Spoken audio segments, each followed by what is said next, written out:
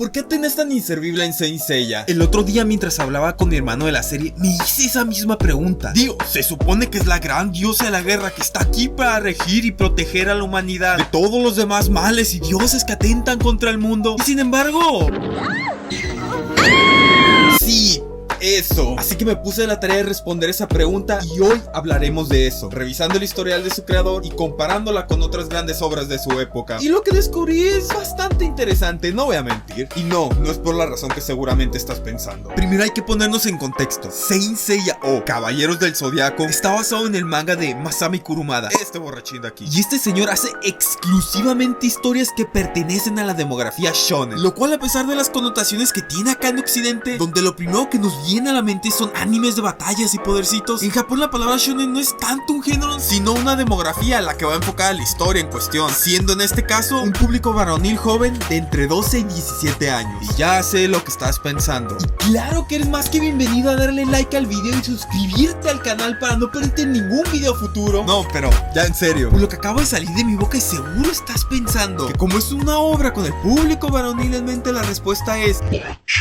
Y a ver, sí, estamos hablando de Japón, una sociedad que si hoy en día se caracteriza por su muy marcado no por nada hasta el día de hoy las mujeres siguen siendo el foco del fanservice y no salen del rol de esposa ama de casa en los animes. Ahora imagínense en los 80. Pero repito, que esta es una obra de Masami. No podría pensar en otro protagonista que no sea Seiya, aunque mi vida dependiera de ello, Kurumada. Y este señor tiene una vista un tanto particular sobre lo que es ser un macho, o por lo menos en lo que a la época de los 80 ser un macho se refiere. Y para explicar mejor a lo que me quiero referir con esto, necesitaremos retroceder unos cuantos años más atrás, más específicamente al 31 de enero de 1977, con un pequeño manga de box llamado Rin Kakero del mismo autor. Hoy quizás no sea tan recordada y acá en Occidente es prácticamente desconocida en el mainstream, pero en su tiempo fue todo un suceso en Japón, siendo el manga más importante de la Shonen Jump, revista que sería casa de titanes como lo son One Piece, Demon Slayer o Naruto, y donde un joven y novato artista llamado Akira Toriyama le escribiría una carta de admiración a Masami Kurumada antes de escribir su más grande obra en esta misma revista, Dragon Ball. Pero bueno, Kurumada logró todo esto haciendo un manga donde, a diferencia de lo que uno esperaría para la época, tiene como protagonista un niño que en los primeros capítulos se mean los pantalones, se le pasa llorando, deja que lo pisoteen por encima y que su hermana le mande haciendo todo lo que ésta le ordene, y que, repito, en un manga de box no se sube un ring hasta ya casi el final del tomo 1, que para contexto eso es más o menos como el capítulo 10 y la página 170. A lo que quiero llegar es que el señor no sigue la idea general que las personas tienen de cómo debe ser un hombre, y piensa en el género como algo un poco más flexible. De ahí la existencia de un personaje tan delicado y que detesta el combate como lo es Shun, que a pesar de lo que el anime te haya dejado creer todos estos años, amigo, no es un llorón, que siempre está a la espera de que su hermano lo rescate. Eso es obra de Toei, la casa animadora, y de hecho Shun es posiblemente el personaje más fuerte de los 5 principales, siendo en varias ocasiones el que termina salvando el día. Y ya que hablamos de fuerza y salvar a otros, eso nos devuelve a Athena. Y a ver, si ya queda claro que no es machismo, entonces ¿cuál es la respuesta de por qué es tan inservible? Pues para responder esa pregunta creo que ayudaría el comparar Saint Seiya con sus series hermanas de la Jump, y para eso los mejores ejemplos creo que serían Hokuto no Ken y Dragon Ball. Después de todo, esta trinidad fue lo que a grandes rasgos básicamente crearon en los 80 lo que hoy conocemos como el género Neketsu, que es lo que acá entendemos por shonen, o sea, series tipo Naruto, One Piece, Demon Slayer. Así que primero vamos con el abuelo del género, Hokuto no Ken. Aquí no hay comparación, los únicos dos grandes personajes femeninos son Julia y Lee, la primera siendo solo una damisela en apuros y hay Candy, mientras que la segunda, a pesar de ser la que más cambia en toda la serie y mayor exploración tiene de las dos, siendo que la conocemos desde que era una niña indefensa hasta convertirse en una mujer guerrera, termina teniendo como su mayor característica definitoria ser un interés amoroso del protagonista. Así que claramente Saint Seiya es la que mejor sale parada de las dos, pareciendo un manifiesto comunista en comparación, lo cual nos lleva a la otra comparación, a Dragon Ball. El personaje femenino más representante y prominente de Dragon Ball es Bulma. Es el primer personaje que conoce Goku y es introducida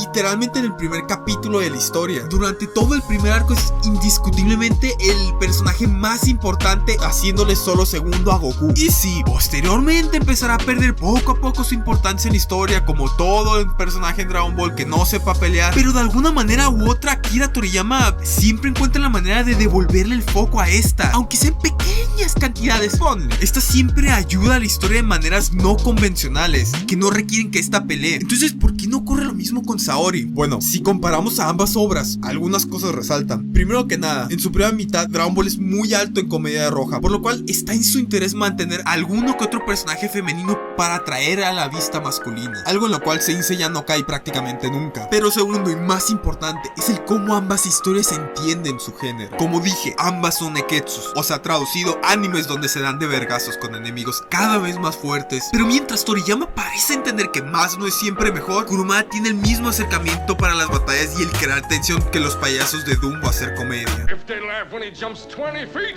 they'll laugh twice as hard if he jumps 40 feet. Y el tipo parece pensar que si haces básicamente lo mismo una y otra vez, solo que ahora en vez de gritar que tu poder es igual a 10 personas, gritas que es igual a 100, el espectador mágicamente sentirá más tensión y quedará más impresionado. Por eso repite tanto el poner a Athena, el supuesto ser más poderoso, en peligro constantemente. Porque si antes funcionó, ¿por qué no lo hará ahora? Pero aparte, ¿recuerdan lo que les dije hace rato de Bulma? Esta siempre ayuda a la historia de maneras no convencionales y que no requieren que esta pelee. Bueno, pues si has visto Saint Seiya, y como dije en mi reseña, como el 80% de esta serie se va en puras batallas e intercambio de golpes, por lo cual los combates son una parte fundamental de la historia y se comen la mayoría del tiempo de esta. Y si los buenos pudieran ganar estas batallas desde un inicio, la serie se acabaría en el capítulo 3. Entonces, si se supone que Athena es esta gran fuerza que protegerá el mundo contra los demás dioses que son superpoderosos, en el momento que la pongas activamente a la trama, esta se acabará en un 2x3, por lo cual el autor tiene de dos: pensar en maneras creativas e intrincadas en las que se puede desarrollar un combate lleno de estrategias, donde todo lo que importe no solo sea la fuerza bruta.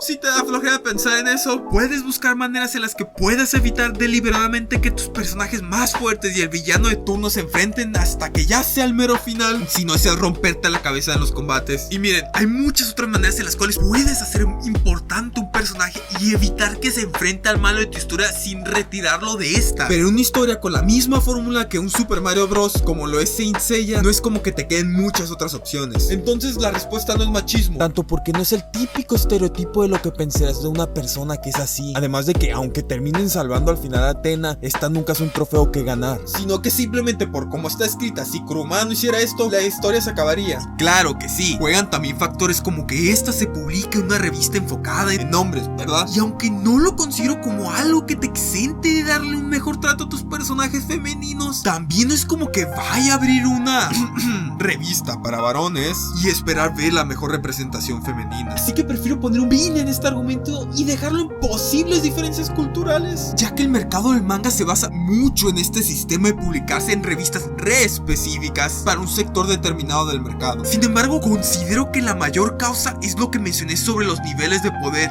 y cómo, irónicamente, al contrario de lo que muchas personas suelen pensar como la causa, o sea, esto es hasta cierto punto irónicamente todo lo contrario. Así que sí, esa es la razón, en mi humilde opinión. Y si te interesa saber más de mi opinión sobre Saint Seiya, por favor, checa esta reseña que le hice aquí donde hablo sobre mi relación de amor-odio con la franquicia. Y por favor, no olviden darle like, suscribirse, compartir y como siempre, gente, se me cuidan.